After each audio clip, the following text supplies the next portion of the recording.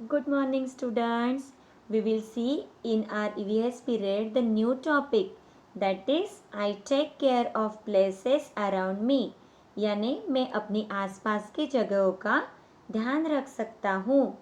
Girls बोलेंगे कि मैं अपने आसपास की जगहों का ध्यान रख सकती हूँ. Let's see how to keep our things and surroundings clean. हम लोग अभी देखेंगे कि हम लोग हमारी आसपास की जगह कैसे साफ सुथरी रख सकते हैं. आपको मैं कुछ बातें बताऊंगी, आपको वो बातों के लिए ज़रूर ट्राई करना है, यानी कि आप लोग आपकी आसपास की जगह अच्छे रख सकेंगे, साफ सुथरी रख सकेंगे. First is throw the waste in the dustbin. कचरे को कूड़ेदान में फेंके. आपको क्या करना है? Throw the waste in the dustbin. जो कचरा होता है वह हमें इधर उधर नहीं फेंकना चाहिए. कचरे को हमें कहाँ पे डालना चाहिए? कूड़ेदान में, यानी कि डस्टबिन में, है ना. हम लोग क्लास में जब कुछ पेपर वगैरह फाड़ते हो, आप लोग हमेशा फाड़ते हो, तो आप लोग क्या करते हो? इधर उधर फेंक देते हो. चुपचाप से चॉकलेट लाते हो, उसका रैपर फेंक देते हो. तो हमें वो सब डस्टबिन में डालना चाहिए. घर पर भी जब हम लोग कचरा करते हैं तब हमें वह कचरा कूड़ेदान में डालना चाहिए, यानी डस्टबिन में डालना चाहिए.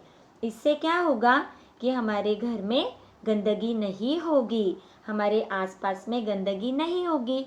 The second thing is keep your room clean and tidy. अपने कमरे को साफ रखे. आपकी एक छोटी सी रूम होती है, कुछ बच्चों की होती है, कुछ बच्चों की नहीं होती है, लेकिन हम लोग हमारे मम्मी पापा की रूम में रहते हैं.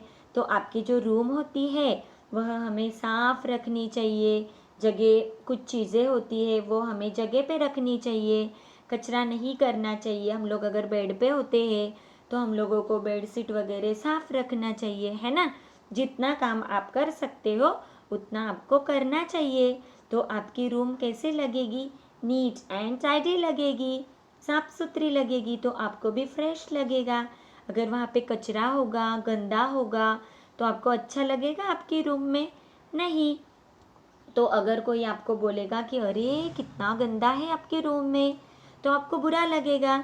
तो हमें क्या करना चाहिए? हमारे कमरे को यानी हमारी रूम को साफ रखना चाहिए, साफ सुथरा रखना चाहिए. The third thing is wipe off the dust regularly. नियमित रूप से धूल साफ करें.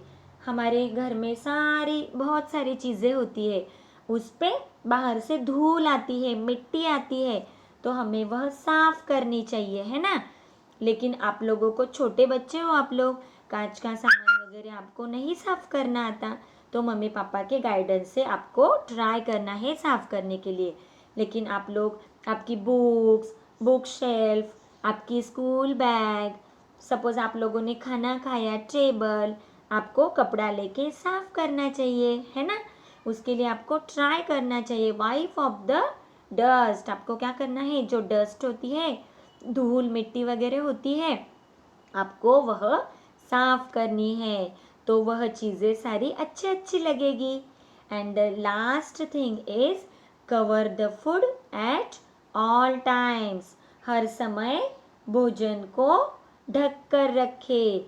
जब हमारी खाने की चीज़ें होती है, मम्मी खाना बनाती है, वह सारी चीज़ें ढक कर रखनी चाहिए. हमारे घर में फ्रूट्स वगैरह होते हैं, वेजिटेबल्स होते हैं, तो उस पे ढकना चाहिए. या हम लोग कपड़े से भी ढक सकते हैं, या फिर जो ढक्कन आता है नेट वाला, उससे भी हम लोग हमारे खाने की चीज़ों को ढक सकते हैं. फ्रूट्स, कुछ फूड आइटम्स होते हैं, उन्हें ढक कर रखना चाहिए, क्योंकि उस पर जर्म्स आते हैं, मक्खियाँ वगैरह बैठती है, तो हम लोग वह खाने पे अगर बैठेंगी तो हम लोग बीमार पड़ जाएंगे. तो हमें हमारी खाने की चीज़ें ऐसे ही रखनी नहीं चाहिए. अगर मम्मी की ध्यान नहीं होती है तो आपको ध्यान दिलानी है मम्मी को कि मम्मी आपको ये चीज़ें ढक कर रखनी है, तो इससे आप हेल्दी रहोगे. अगर आपके पेट में ये जाएगा तो आप लोग बीमार पड़ जाओगे. So take care of yourself. We will see in next session. Bye bye. We will meet in next session. Take care of yourself. Bye.